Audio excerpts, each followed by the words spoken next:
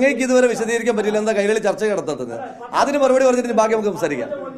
അത് എന്താ ഇവിടെ ഒരു പ്രശ്നം? ഒരു പ്രശ്നമില്ല. എന്തെങ്കിലും ഒരു പ്രശ്നം കാണും.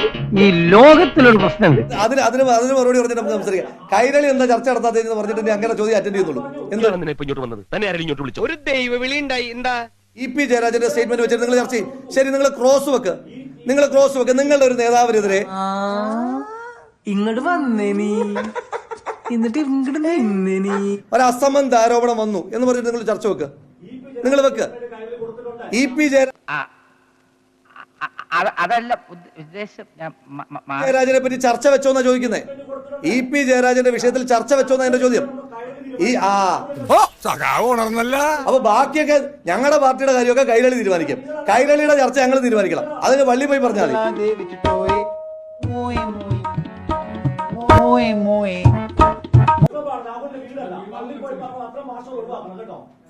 ഇത് പ്രസ് ക്ലബാണ്. അതെ, ആദ്യം നീ നന്നാകാൻ നോക്ക്, എന്നിട്ട് മതി സ്വയം നന്നാകുന്നത്, കേട്ടാ. ഇത് പ്രസ് ക്ലബ് ആണെന്നുള്ള ബോധ്യം എനിക്കുണ്ട്. ഭീഷണിയൊന്നും വേണ്ട. വാങ്ങിച്ചേ ശീലമുള്ളൂ, കൊടുത്ത് ശീലമില്ല. അങ്ങനൊന്നും വരട്ടണ്ട. കൈവച്ചിരുന്നാ മതി. വിരട്ടലിനും വിലപേശലിനും ഒന്നും വഴങ്ങിക്കൊടുക്കുന്നതല്ല സഹോദര.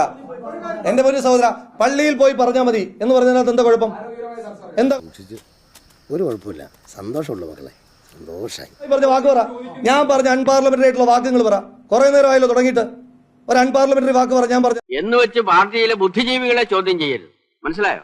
50 മിനിറ്റ് ആയിട്ട് നടത്തി. നിങ്ങൾ തന്നെ പറഞ്ഞു. ഞാൻ പിണറായി വിജയൻ പറയുന്നതിന്റെ കൂടെ നിങ്ങളെ വിളിച്ചെടുത്തിട്ട് ചെറ്റത്തര നിങ്ങൾ കാണിക്കുന്നത് ഞാൻ പറഞ്ഞോ?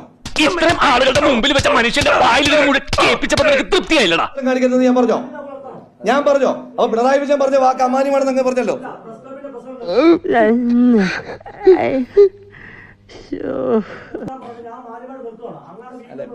ഞാൻ പള്ളിയിൽ പോയി പറയാൻ പറഞ്ഞതല്ലാതെ അമാന്യമായ ഒരു വാക്ക് പറ.